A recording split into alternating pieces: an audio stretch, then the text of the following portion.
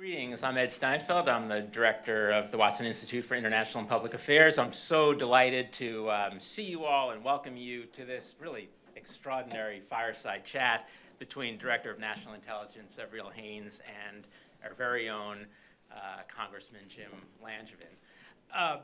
Let me just say a few words just by way of introduction. First, of course, I want to welcome Director Haines to Brown. It is such an honor and just an incredible opportunity to have you here today.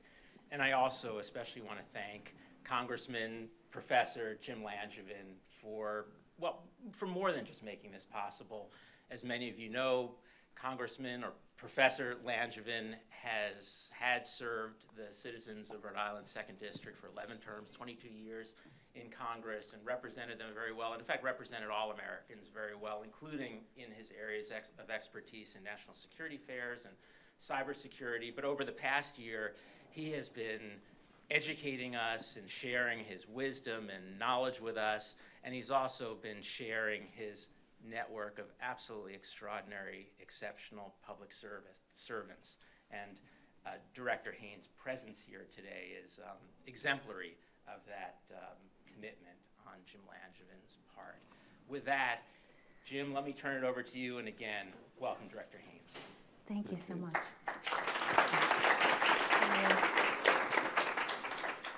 And thank you so much for the kind introduction and your leadership at Watson. It's been a privilege and a pleasure to work with you and over this last year and a half now, and look forward to our continued collaboration together. And I am just thrilled to be able to welcome my good friend, Avril Haines, our Director of National Intelligence here to Rhode Island. I'll tell you, I've done a lot of cool things in my time, both in Congress and after Congress, but I have to say, this is pretty cool having you here, and thank you so much for taking time out of an incredibly busy schedule with the weight of the world on your shoulders, that you could come here to Brown to spend some time with our students and some of the faculty here to talk about the important work that you're doing, that you're leading in the intelligence community. And I know we're going to have a great fireside chat here and a great dialogue. And I have to say, you know, I love doing these types of things, and I love being here at Brown, and I hope you'll come away with the same sense. You know, with all the bad things happening in the world and the weight of the world that you have on your shoulders in so many ways, I come here and I'm around some of the most incredible, bright people, intelligent people that I've ever had the privilege of meeting. I know they're all going to go on to do great things in the world, and I get rejuvenated by being around these students. And it's one of the real privileges I've had and the exciting times I've had since I've left Congress. And so I'm so glad that we could share this experience with you here today. So Brown is an incredibly special place. I've hired several Brown University students and had them work for me in my time in Congress. And again, it's been such an honor to have that kind of talent around me, and hope you get to experience that while you're here.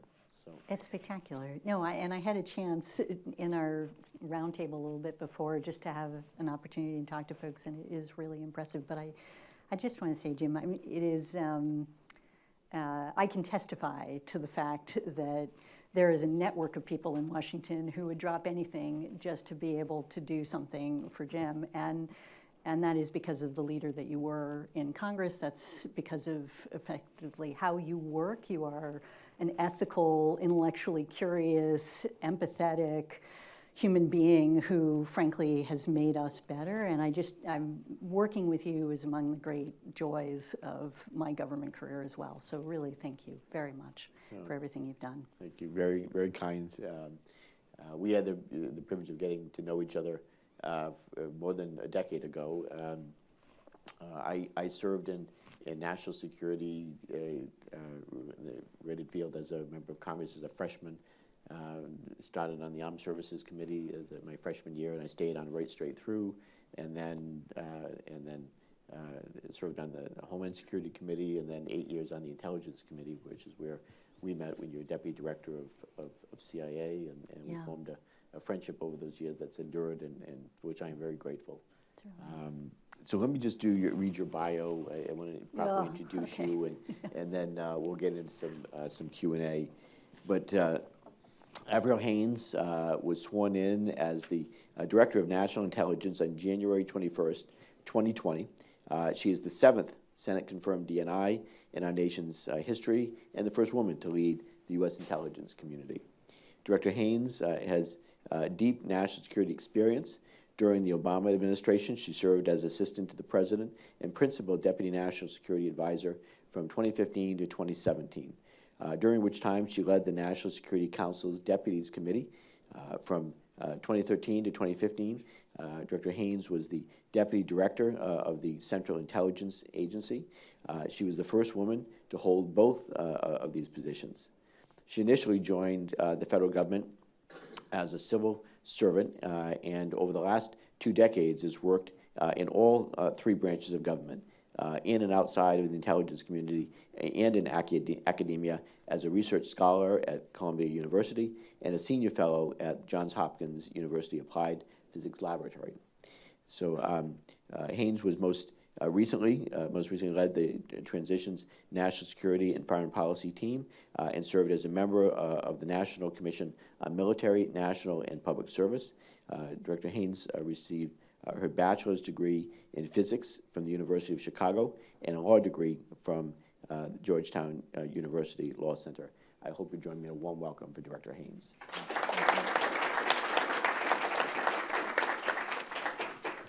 So, Avril, if I could, maybe just start with maybe just an overview, since not everybody is familiar with ODNI and how the ODNI functions and works to bring all of the intelligence products that the various components of the intelligence community produce into one comprehensive product, such as when they produce the annual worldwide threat assessment.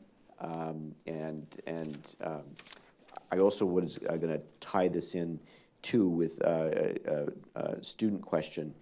Michael Ochoa asked, how does ODNI synthesize and coordinate all the activities of its subordinate agencies, and what does it do that previously wasn't done before its existence, and how does that improve the effectiveness of our intelligence community? So I'll let you open it up. I should have started with that first, and if any comments you want to make, then we can maybe get to that overview. No, that sounds great. First of all, it's great to be here, and for those of you that were in a student roundtable with us before, I apologize because I'm now going to retread some of the ground that I covered with those folks. But it really is, I think, Odie and I have tried to think of ways to describe this that help people who are unfamiliar with the intelligence community to understand. It is not easy, because I feel as if we all live in our own professional spaces with our own language, and so you sort of try to figure out a way to describe this that makes sense.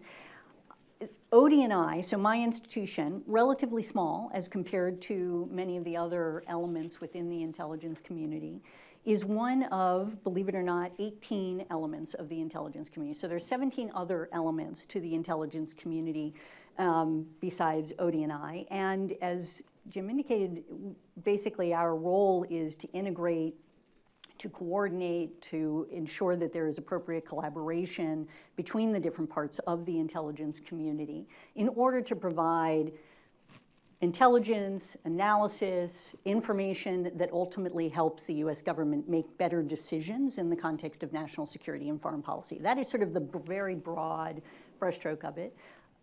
A huge piece of our history, in a sense, is that we came out of 9/11, that effectively in looking back on the terrorist attack that occurred in this country on 9/11, there was a commission that considered, why weren't we able to put the dots together more effectively in order to determine what happened, in order to provide greater warning to the country? And what they saw was that among the challenges that they identified was that the FBI and the CIA had not been working together as they should to effectively put that picture together and be more effective at our work. And so in many respects, that gives you a sense of the concern that prompted our existence and establishment, and why it is so important to coordinate, to integrate, to ensure that, in fact, we're sharing information across the community in an effective way that allows us to take action where needed.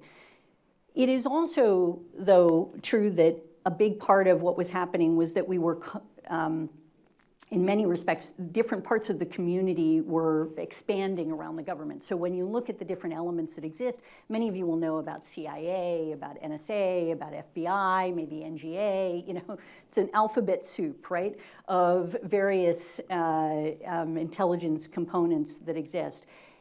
What you may not think about naturally are things like an intelligence component within the Treasury Department, or an intelligence component within the Department of Energy, or intelligence components that exist in the various services in our military, intelligence components that are focused on different issues within the Drug Enforcement Agency or in different parts of the US government, and trying to bring that together in a way that allows us to actually produce a comprehensive threat picture for our customers, as we often call them, policymakers, operators, warfighters, whoever that may be.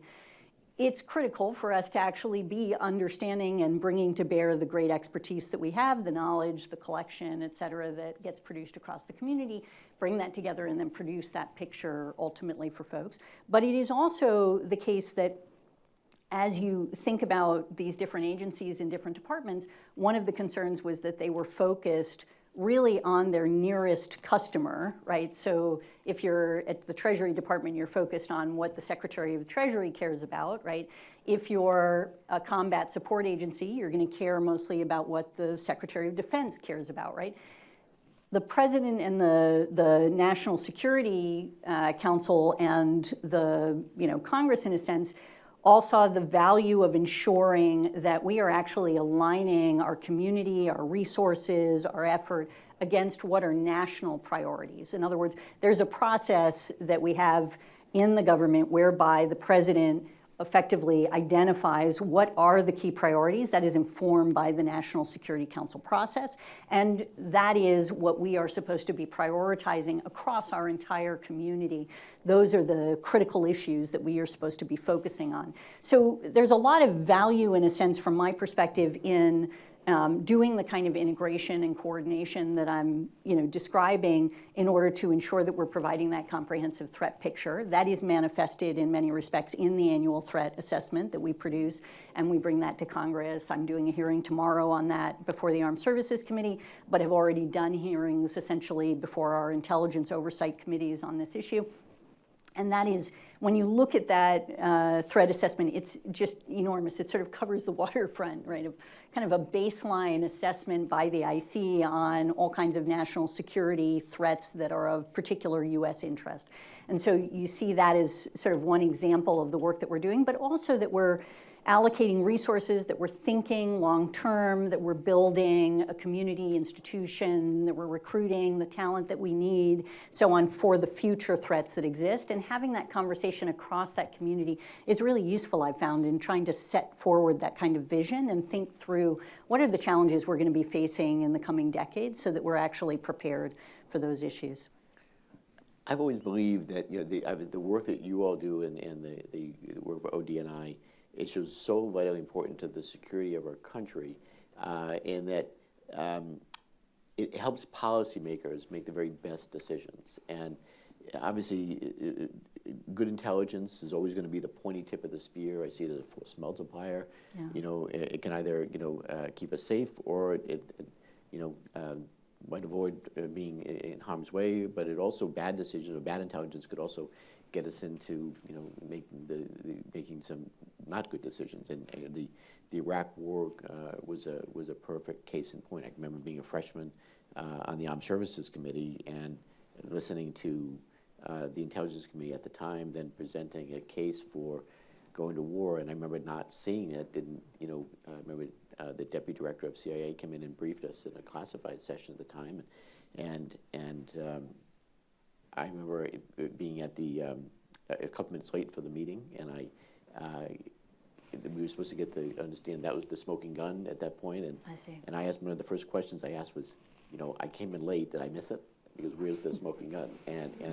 And it turned out, and I wasn't sure how I was going to vote, but it was explained to me that, well, Congressman, intelligence collection is an imprecise art, in the sense that it's about connecting the dots, and these are the dots that we connected. Well, I didn't see the dots, And so I voted no, thankfully, on that going to wards. It turned out, I wasn't sure at the time, but it was one of the best decisions I've ever made. But do you want to talk about that? It being the pointy tip of the spear. Yeah. And, your advisor, the principal advisor of the president on intelligence issues, and what's that like? Yeah, yes.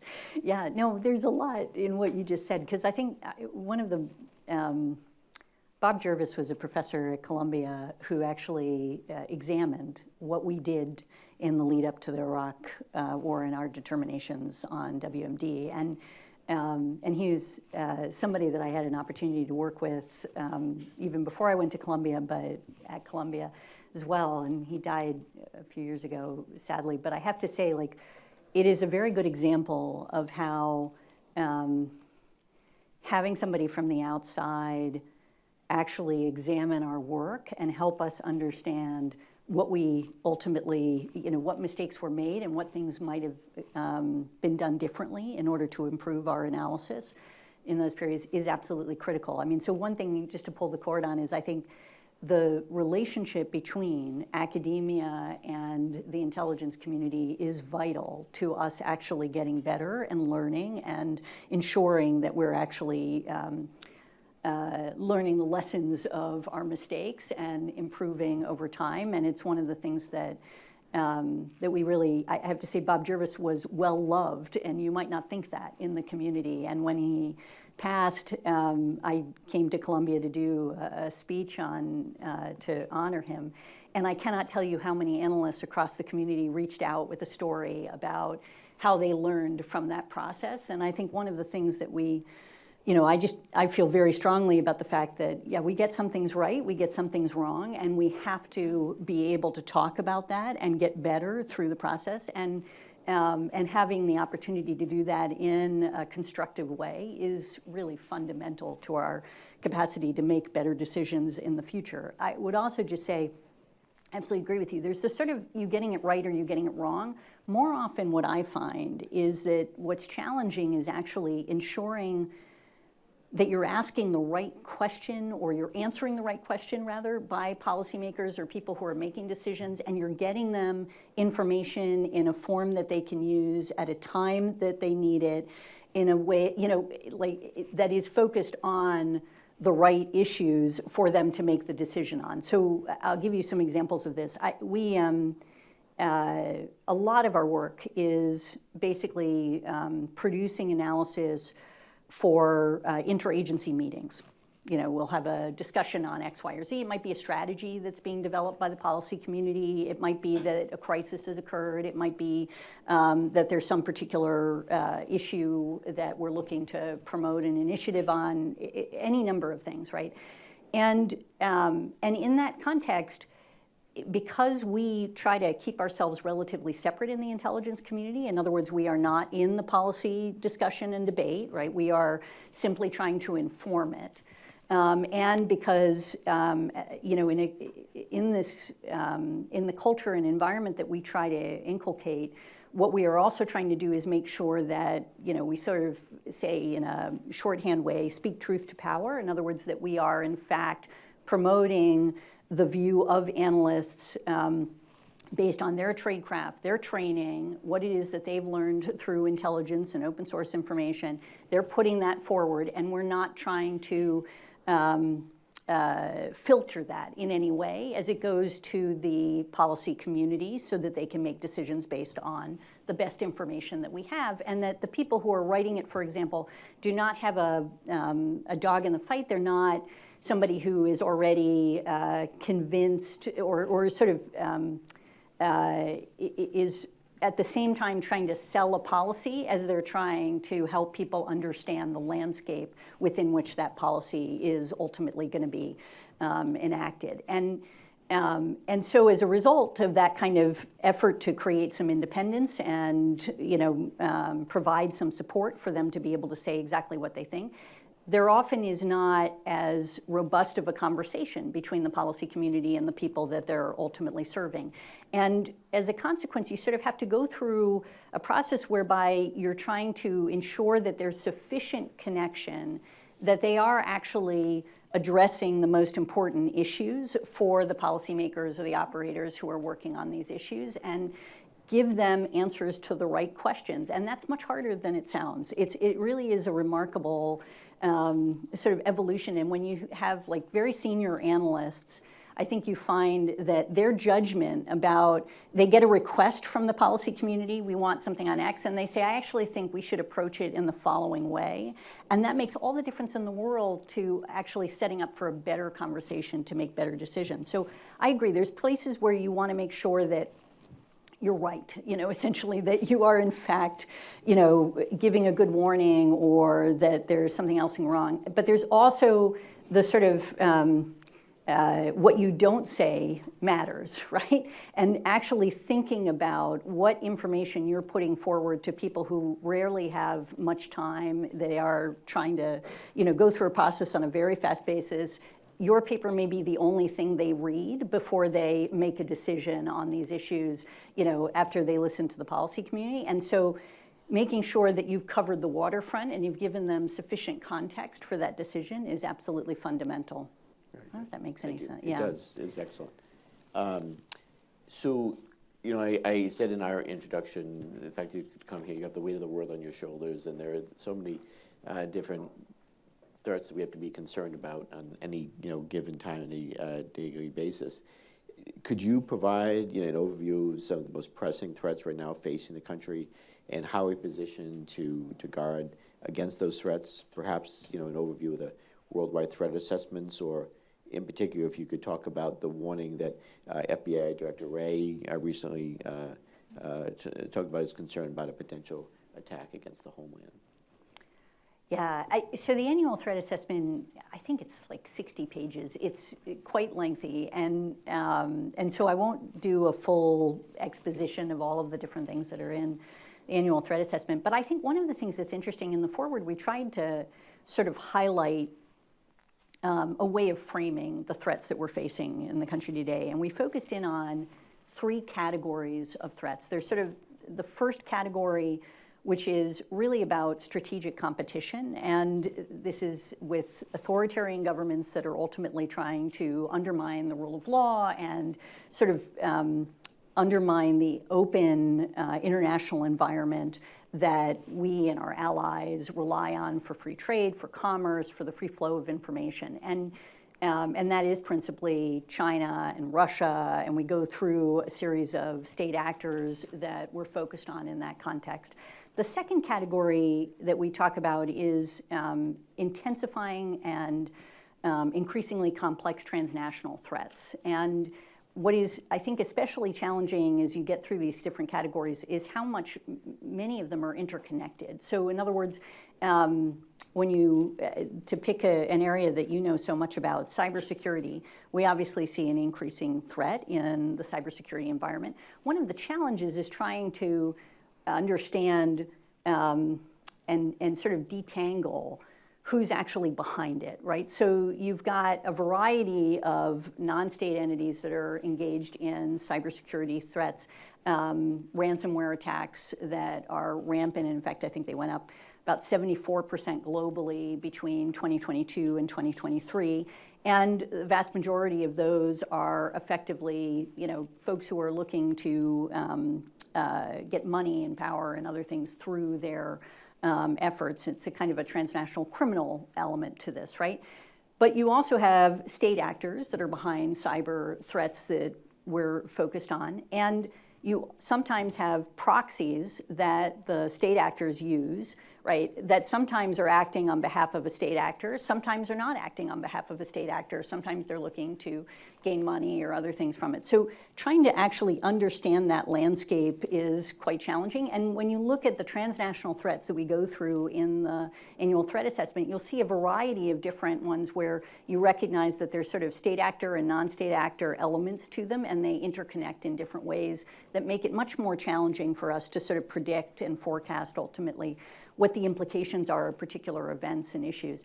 And then the third category is really about regional and localized sort of tensions and sometimes conflicts, Gaza conflict being an example of this, where often those conflicts are in fact having not just sort of localized impact, spilling over into neighbors and so on in the region, but actually global impact in a variety of different ways.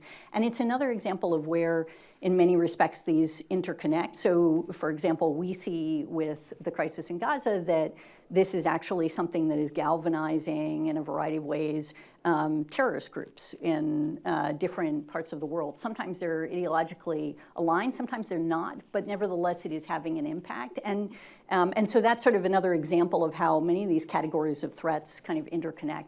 And then we look at it across a series of trends that we see that have impact on these issues, like new and emerging technologies, environmental trends, economic trends. For example, as a consequence of the strain of the pandemic in many parts of the world, you see a lot of economic challenges that are exacerbated as a consequence that are having an impact on stability in different spaces that are important. So there's just a whole series of things that come together, and it's one of the things that I find is just particularly challenging about this moment in history for us in the intelligence community, which is that trying to actually understand these different threats and the interconnected aspects of them is critical to us being able to do our job and provide the kind of forecast and indication and warning that we're intending to do.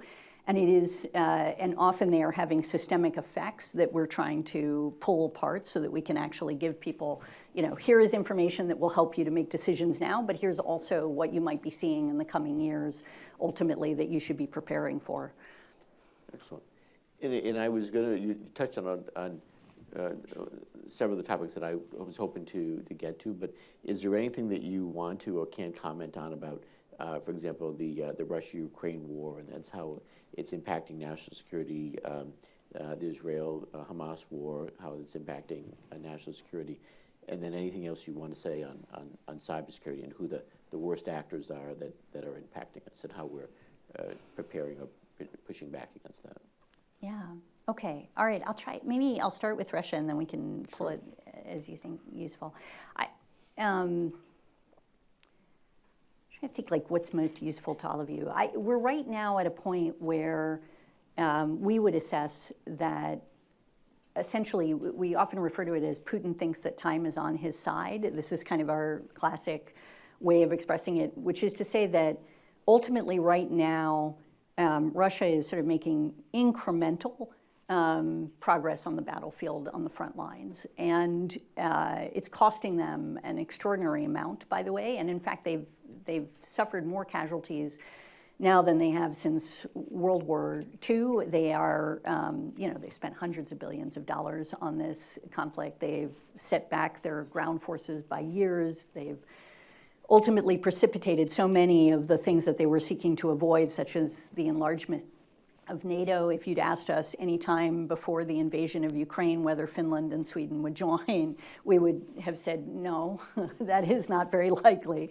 And so there's significant cost, but he has continued. President Putin has continued to be willing to accept that cost. And our assessment is that he's looking at that. He sort of thinks that his resolve is stronger than our resolve with our allies to ultimately push back against, over the long time Ukraine, and sort of watching, obviously, the congressional debate over the supplement and us providing assistance, watching what's been happening in Europe and so on. I think that's part of what is informing his judgment in this context.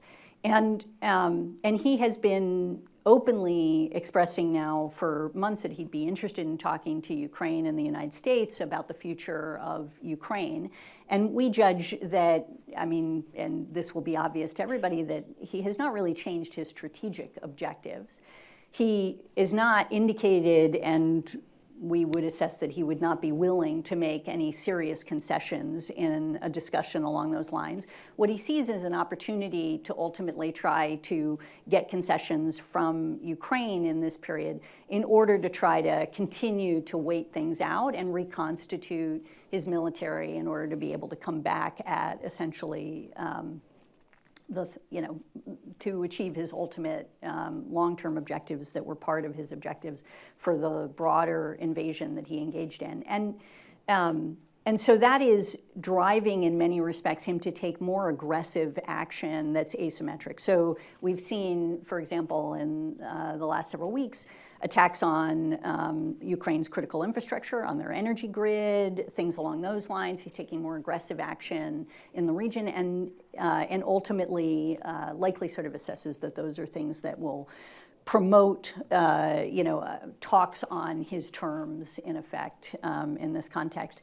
And in terms of how it's affecting sort of broader, foreign policy and national security issues, I mean, maybe a few things. One is, from our assessment was that he was surprised by the degree to which the United States and Europe came together to actually respond to the initial invasion. And that is sort of our capacity to continue to work together. In many respects, our own analysts were surprised by the degree to which Europe and the United States came together. And I think what's been interesting is seeing how the invasion of Ukraine has actually driven the alliance to be more cohesive and to ultimately address a series of things and to grow and strengthen in NATO and beyond, even in context of the Indo-Pacific, and that many countries well beyond Europe see what's happening in Ukraine as a critical moment for the sort of international rules-based order and recognize the importance of it from a broader perspective, and that's galvanized them to ultimately invest more in many respects in their defense budgets, to look at what they might do long-term to try to counter such aggression.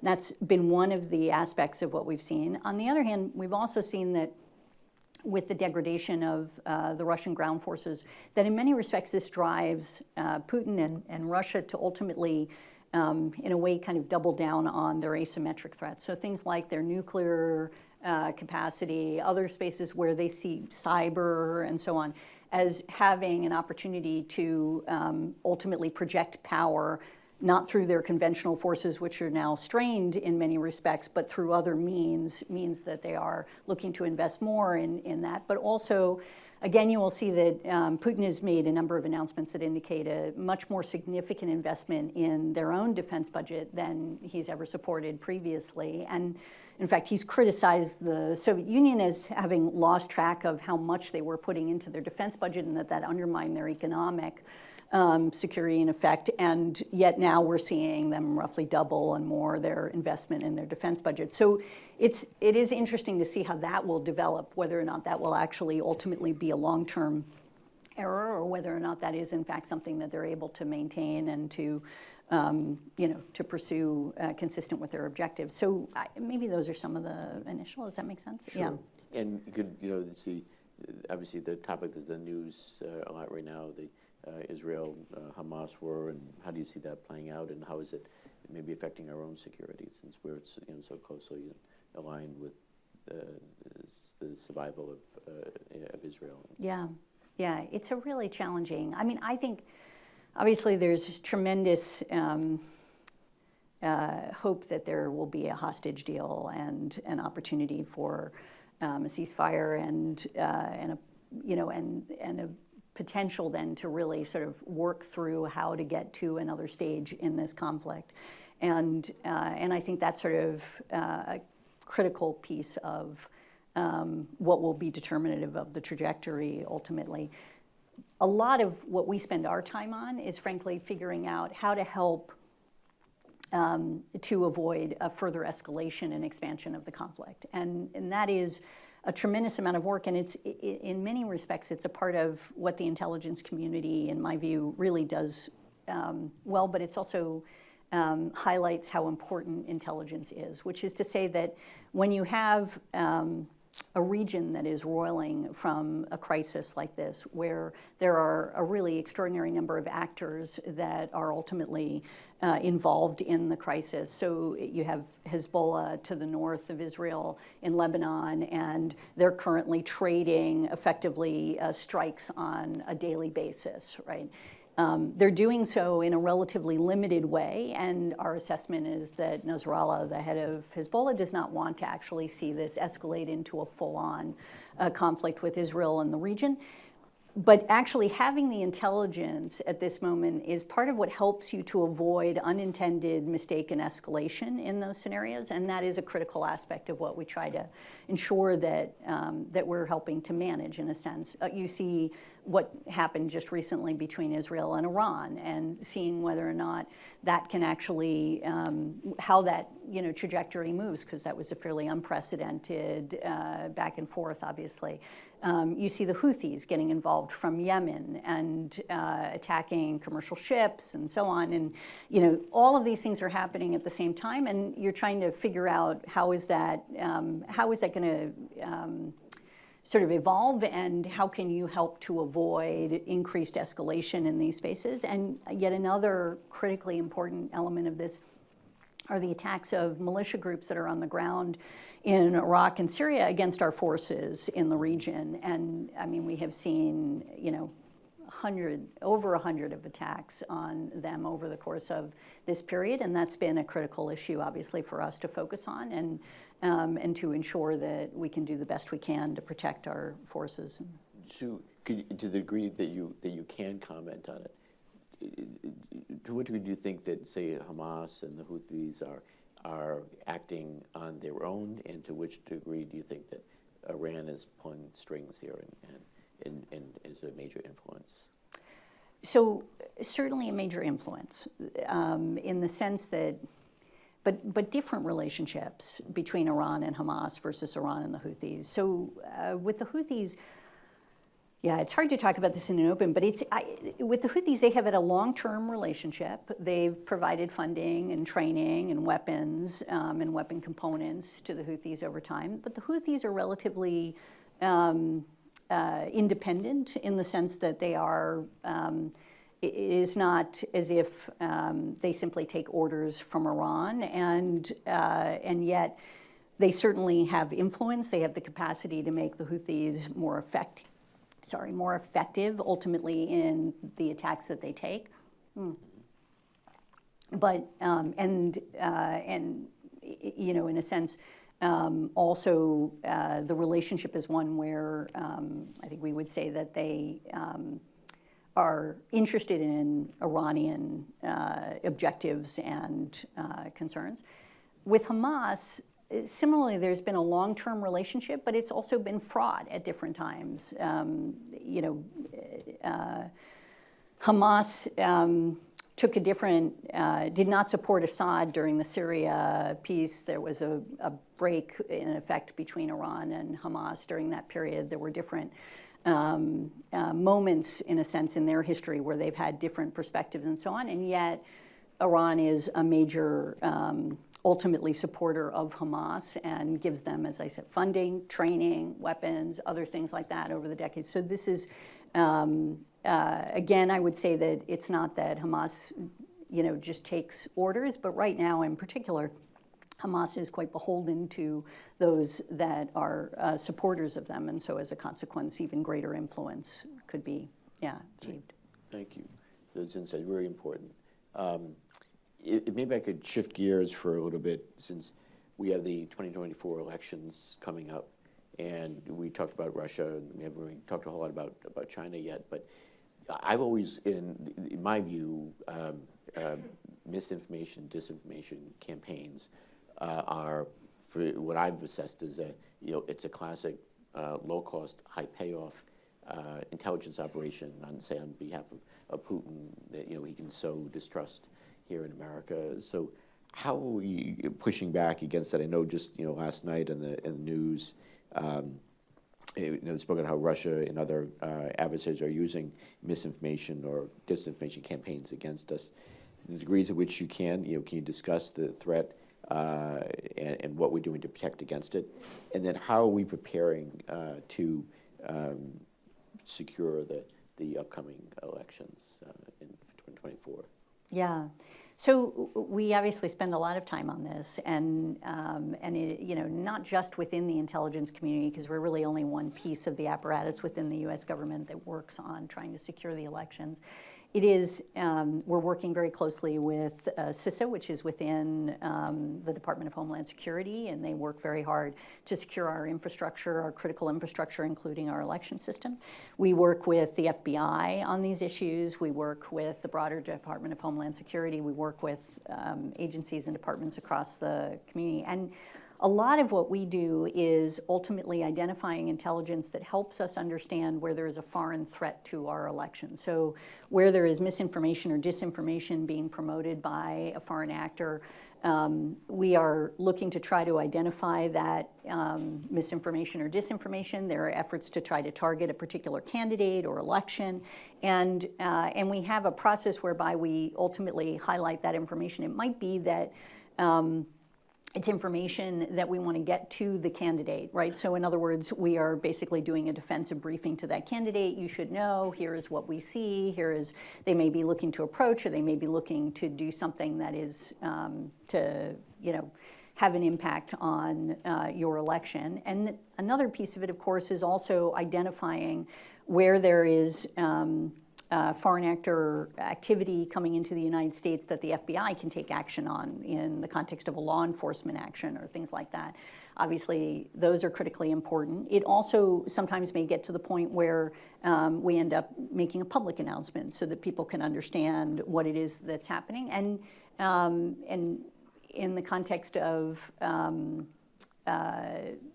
helping the public to understand, we produce intelligence analysis on election threats. We produce that for the Congress in classified form, and it's mandated by statute. It's also something that's, we've done over time historically regardless. And then we also produce a version of that that is unclassified. Sometimes it's redacted. Sometimes we just rewrite it so that it's easier to understand in an unclassified form and put that on our website for the intelligence community so that you can have a chance to read through it.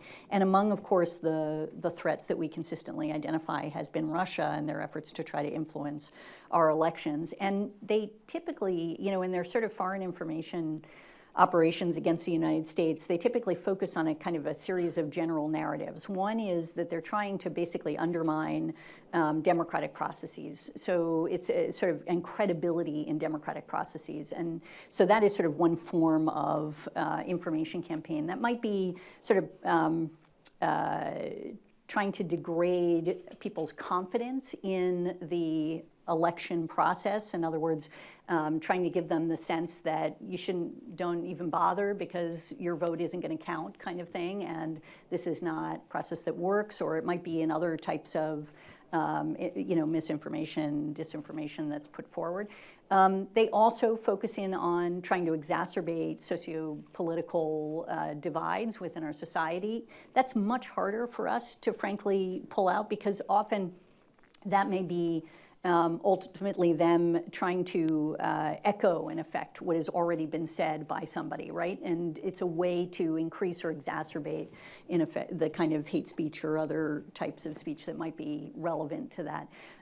They look to try to degrade our reputation, the United States reputation globally in a variety of ways. And, it's sort of interesting when you look at sort of events that happen in the United States that, for example, Russia might look at and say, that's a useful event for us to either produce misinformation, disinformation about, or to ultimately promote as a way of showing that, the United States is very chaotic. Do you really want this democratic system? This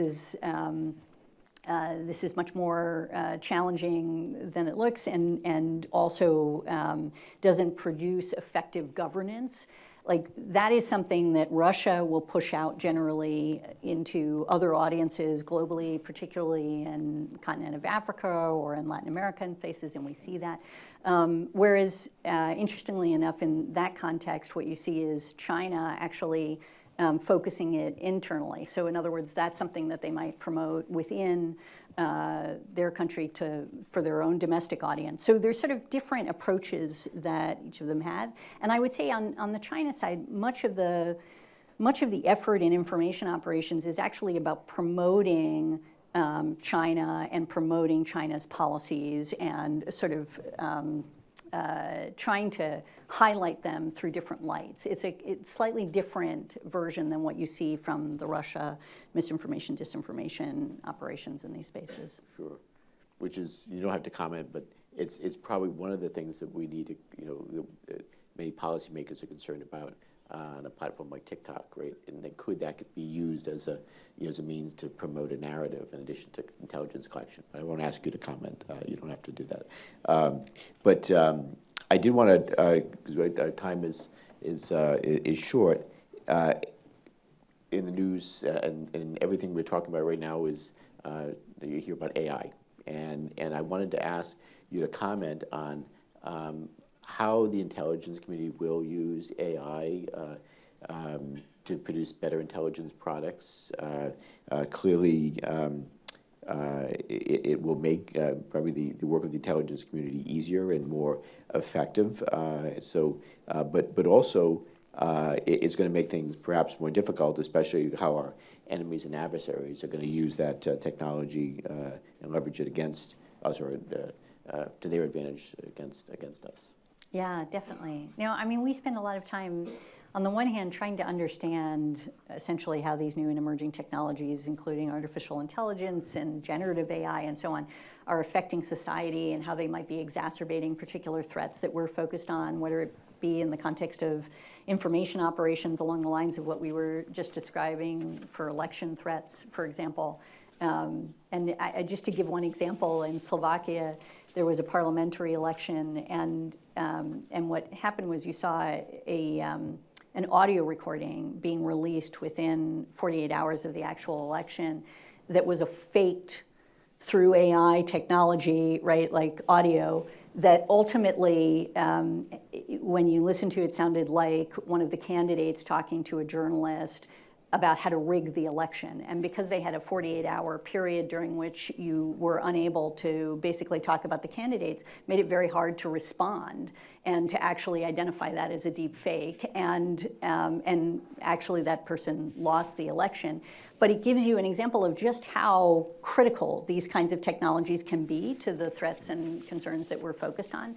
And so we spend a lot of time trying to analyze, so how is this affecting the threat picture? What's happening? How are people using it? And so on.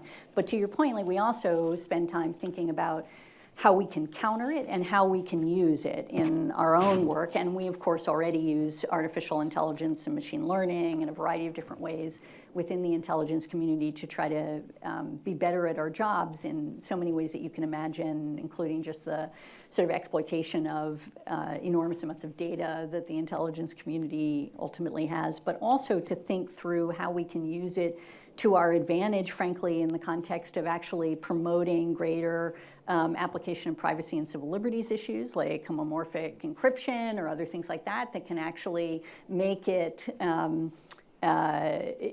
make it possible for us to hide information that we don't want to see, that we shouldn't see, in order to better protect privacy and civil liberties while still getting what we need in order to identify trend lines or other things like that. So there's different ways you can think about the use of these technologies besides just in the prospect of making us ultimately better at collecting and informing our customers. And it is also true that, I mean, it's sort of a fascinating thing. Like in the analytics space, we get asked a lot now about, can we use generative AI in the context of our analysis and so on. And that's a very, that's a space where we're proceeding with extreme caution, because ultimately we want to make sure that as we're producing analysis for our customers, for policymakers who are having to make hard decisions, that we're able to explain to them how we got to a particular conclusion, that we can actually verify all the way through what the information was that we were relying on in that context, that that's information that we can and should rely on in our process. So there's a lot of discussion in the intelligence community about the appropriate uses of AI, how we apply it, how we do it in a way that's going to make us effective, but also are consistent with our values and ultimately our principles in the intelligence community to produce the best work that we can. That's encouraging to hear that you're placing, it sounds like, a high premium verifying the outcomes of whatever AI would produce in terms of analysis. Absolutely. Not to mention the inherent bias piece, that can be a part of artificial intelligence and that we recognize as critical for us to be evaluating. We actually bring in outside experts and critiques on a regular basis to try to make sure that we're thinking about all of the things that we should be thinking about in this context, because we also recognize that, frankly, folks from the outside are sometimes going to have better ideas about what those concerns are, and to make sure that we're actually addressing them. Great.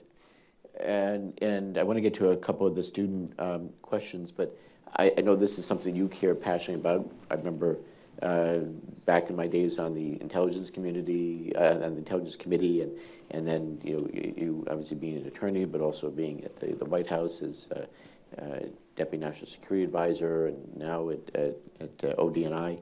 The importance of the premium you place on protecting privacy and civil liberties, and it's about how the intelligence community views that work.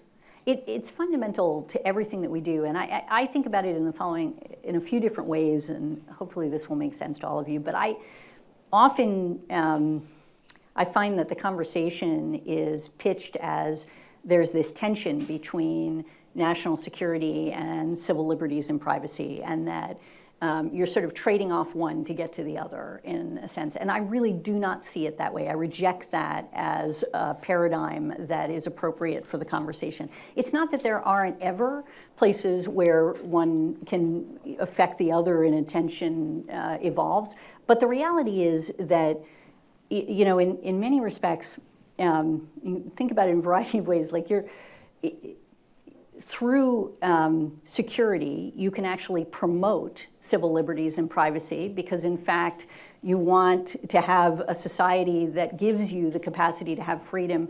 That often is a result of a sort of a basic security that you have in order to be able to take advantage of that freedom and that capacity in different spaces. And similarly, when you remove civil liberties and privacy, when you actually restrict rights for certain groups in a society, that is often when you actually create a national security problem.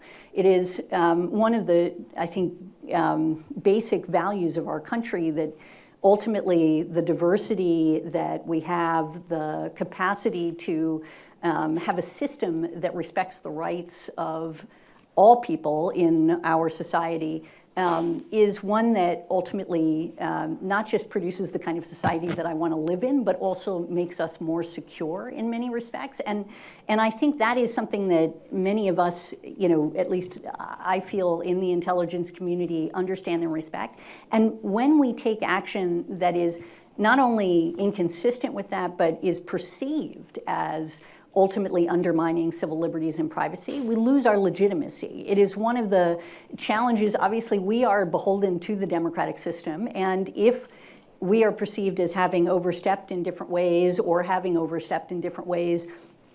Congress will come in and they will pass a law and they will change our authorities, and it will make it more difficult for us to do our job in some respects, is sort of how we write. So part of it is actually being responsible to the extraordinary authorities that we have and actually implementing them in a way that is protective of privacy and civil liberties, and trying to ensure that that is inculcated not just sort of at the top level, but in every aspect of implementation as we're sort of pushing forward. Because often what I find is, and as a lawyer, I think this is one of the challenges in the national security space, you're often interpreting the law in classified settings. You're often dealing with classified operations. You are not subject to the same level of public scrutiny that you are in other parts of the government. And as a consequence, that should put you in a place of recognizing that you have a special responsibility to ensure that your interpretations, that the way you're approaching these issues is actually what the normal person on the street, in a sense, would agree with, so that you don't undermine, ultimately, your credibility and your capacity to do the work that you're doing going forward. And it is, it's not easy from as a national security lawyer to begin to recognize that and to build that into the community, but I have really found that it is part of the national security legal culture within our space, and it is, It is something that I hear often from outside experts who we bring in to try to look at different issues that we're having challenges with. We want their views. We will give them a security clearance. We will bring them in to review some of our things. And they often are surprised by how much thought goes into every aspect of what we're doing to ensure that we're actually trying to comply with the law and doing things in a way that would be consistent.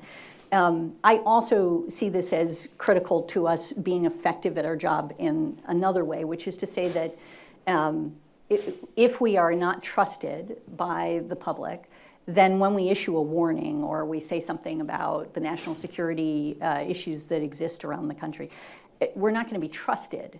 And that makes us less effective at actually addressing national security issues. And the kind of election security issues that you're talking about is a perfect example where if people don't trust the intelligence community's assessment that there is a foreign actor that's behind X, Y, or Z, then they're not actually going to respond to it in a way that is likely to be as effective as we think our warning should be, right? And fundamentally, they will not believe us if they don't trust us. So this is a part of what we see as critically important, and we've tried to do a fair amount in promoting transparency about our work. So if you look on our website, you will find there's actually a lot more analysis there than used to be. We try to make sure that we're pushing out whatever we can so that you can see what we're saying to our policymakers and elected officials about the threat picture that exists. We are also promoting increasingly our ability to sort of proactively disclose frameworks for how we do our work so that you can see what we think is acceptable, what we don't think is acceptable, and sort of how it is that we're measuring ourselves in these things, the process that we follow. We are also pushing out declassified versions of FISC court opinions. These are basically federal court opinions that occur in a classified environment. They are classified opinions, but we are declassifying as much of them as we can, and you will see a significant number of them on our website. Also helps you to see the legal interpretations that we're taking in many of those circumstances. So it's never going to be fully transparent because of the nature of our work, but we are trying to push as much as we can into this space to give people a sense of how we do our work, give also the public an opportunity to debate us on issues and to sort of tell us where you think that we've gone wrong, and then have those discussions so that we can actually do that in a more productive way rather than in a crisis where suddenly you find out about some program and everybody's feels like this is somehow a violation of what it is you expected us to be doing. Thank you. That's very insightful. Thanks for sharing that perspective. I think it's very important. I know we're going to be wrapping up soon. I had a couple of, so one student question, one faculty question. I'll put them out there for you to comment on. But how is the, this is from Daniel Solaru, a Brown University student, who was, how has the coordinating mission of the DNI changed in an era of great power competition? And further, how do you see the effects of continued proliferation of open source intelligence in redefining the operational strategies of the U.S. intelligence community? And then one from Brown faculty, different topic. There's a lot of hype, how does climate change affect national intelligence estimates? Oh, wow. How much time do we have? Yeah. Yeah, because should I be? Yeah. All right, I think we're over. Yeah, I'll do right. this very quickly. I will. Yeah. We have changed quite a bit in the context of strategic competition at ODNI. I mean, as I mentioned, our origin story is really about counterterrorism, and the reality is now, strategic competition is sort of the most critical priority in our national security strategies on a bipartisan basis for quite some time. And so what that has really meant as an organization is in a sense that we've just integration. I don't know how to do this quickly. If you look at counterterrorism, I think everybody recognizes that we've gotten much better at integrating and working with law enforcement in that space. In the context of strategic competition, cyber has obviously been a huge piece of the puzzle.